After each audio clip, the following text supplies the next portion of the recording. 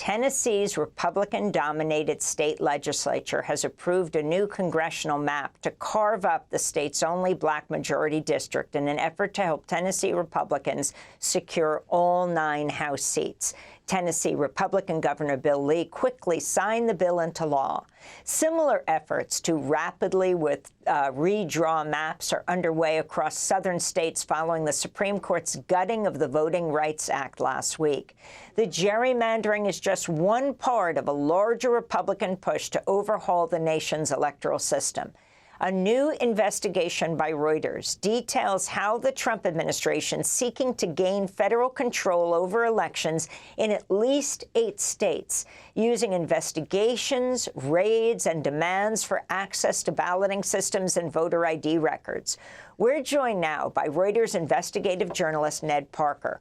Earlier this week, he and his colleagues at Reuters won a Pulitzer Prize for documenting how President Trump has used the levers of government to punish his political enemies. Ned Parker, congratulations on the Pulitzer. We want to get to that investigative series that you did, but we want to begin with your latest investigation. It's headlined, How Trump is Moving to Control U.S. Elections, One State at a Time. Start off by just laying out how he's doing this. Right. What we did in this piece is we really examined the ways that the federal government, the Trump administration, is probing the boundaries of state and local administration of elections by doing things such as the raid in Fulton County, Georgia in January, having a senior Justice Department official contact 2 election clerks in Missouri to see if they could get access to their voting machines. We've also found out about investigations in Ohio by Homeland Security into voter fraud. So there are things across the board. The questioning of the Secretary of State's office in Nevada by the FBI about data related to the 2020 election. All of this I would describe as a probing by the federal government about what's possible, how much more they can exert power over states and localities regarding the coming election.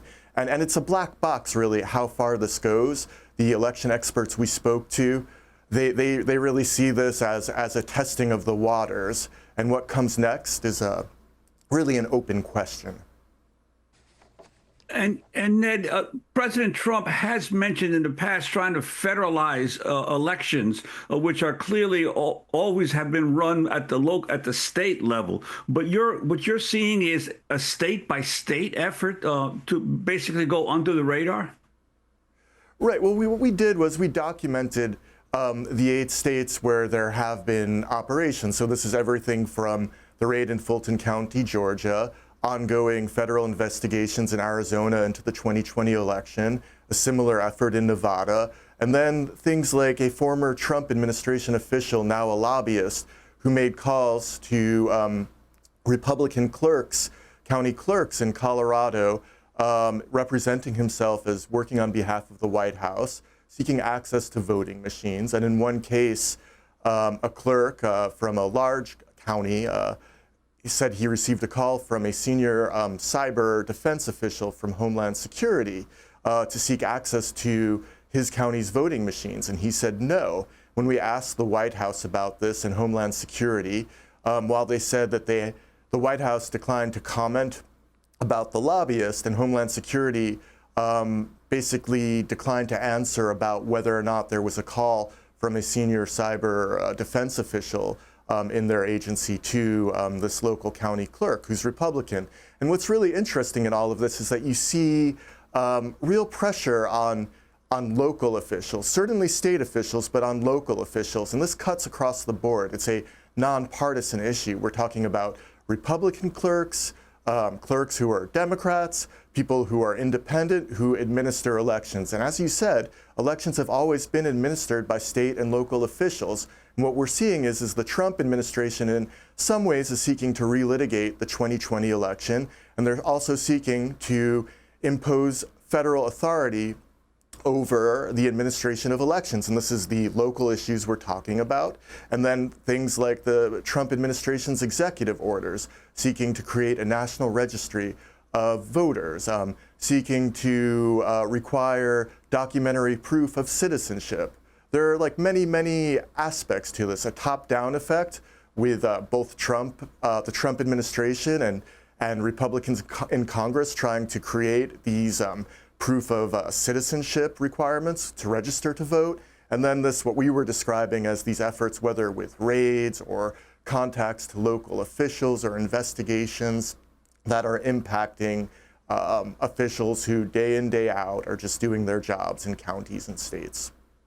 Now, your investigation also notes that at the same time, the Trump administration is slashing the budget and the staff of the cybersecurity and infrastructure security agency. Could you talk about what that agency's role is and why its efforts are being curtailed?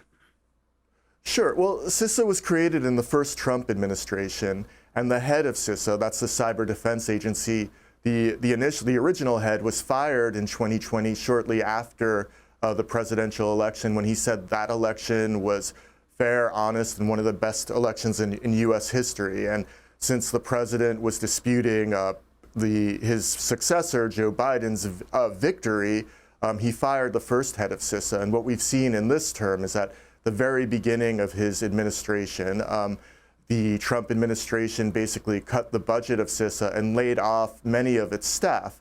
Along with that, secretaries of state and other senior election officials have described how they've stopped receiving intelligence briefings about threats to elections. That has not happened, according to them, in the first Trump since Trump returned to power, was reelected.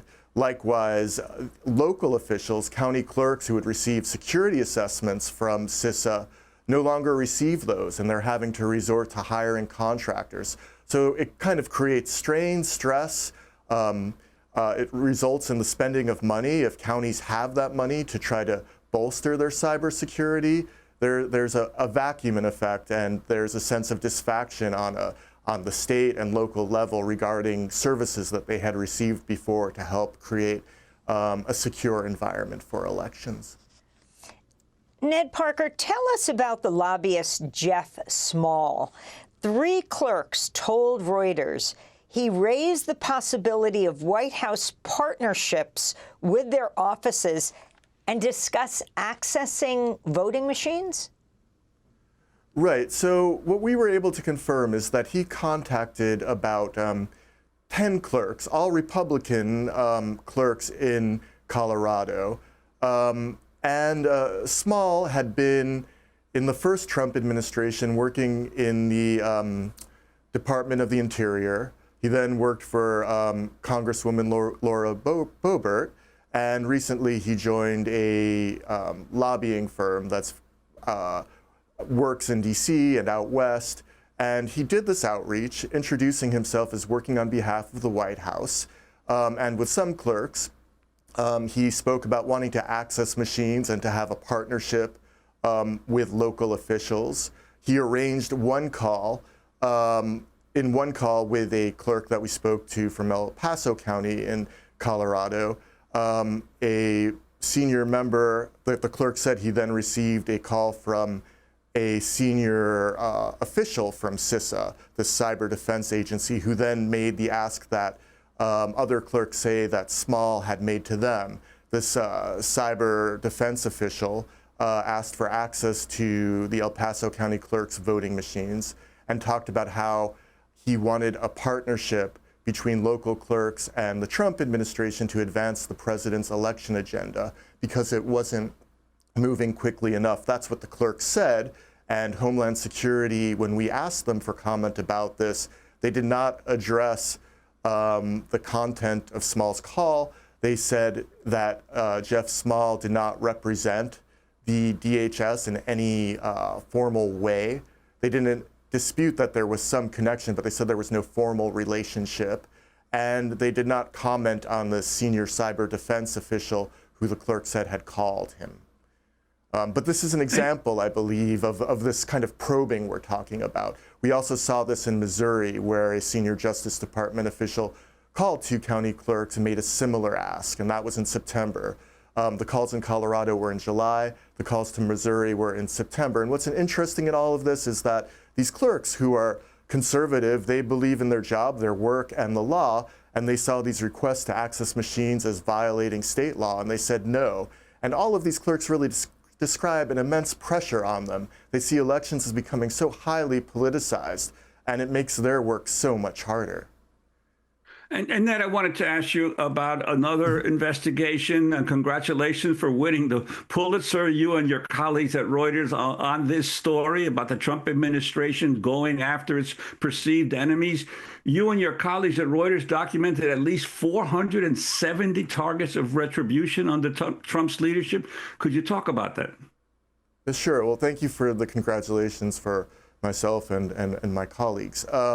Yes, what we did was we created a criteria of what we would define as retribution, and that was looking at efforts to intimidate and punish opponents of the Trump administration based upon either personal feuds or ideological feuds or attempts to just assert power.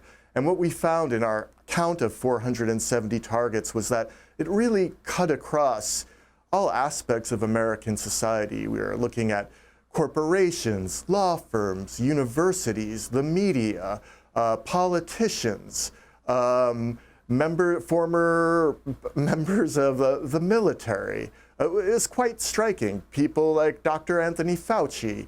And it just showed how so much had happened so quickly, where this administration had really sought to assert its dominance against people, businesses, and institutions that it viewed as enemies.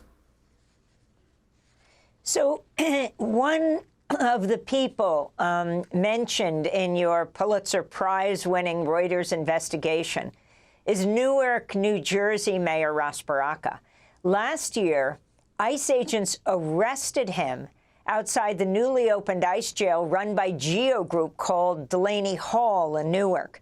Mayor Baraka was there with 3 Democratic members of Congress from New Jersey for an oversight tour. I want to go to Mayor Baraka speaking to Democracy Now! Last year. They arrested me without any evidence. Like the judge said, they arrested me as a preliminary investigation. You investigate first, then make an arrest. You don't arrest people, then investigate it. I mean, that's exactly what happened. And they fingerprinted me. They took a mug shot of me. They did it twice, one time when I got arrested and the other time when I was in court. I think it was overkill. Something of that small, I should have got a blue summons. They could have mailed that to my house and told me to appear in court for some kind of violation, but they humiliated me, they cuffed me, they dragged me in the car, took me to the cell. They did all of these things that wasn't warranted. It was completely unwarranted. So, Ned Parker, can you talk about what happened to Mayor Baraka and also to New Jersey Congresswoman LaMonica McIver, who was indicted as she tried to protect the mayor? Right. Well, and that's a great example, because all of these cases, we had to debate them as we went through every single one about, was there a political motivation for these efforts at what we're calling retribution. And with the arrest of Mayor Baraka, that seemed to us to be very clear. One, he had left the facility, and based on different accounts and research, it seemed there had been consultations about deciding to arrest him. And then, of course, the charges were dropped. And with the Congresswoman, I thought what was very significant was formerly the Justice Department, and it still exists, but it had a section called the Public Integrity section that was sort of a guardrail against politically motivated investigations. And this unit was decimated this year. It went down from being in the double digits to just a handful of people. And at the time, through our own reporting and investigations, at the time of this incident in Newark, the administration had ultimately decided not to consult the Public Integrity section about whether or not it could target and prosecute a mayor, and a congresswoman. So all of that spoke to us about how the president and his administration were flexing their muscles and trying to assert themselves on charged issues against those they would see as oppositional voices.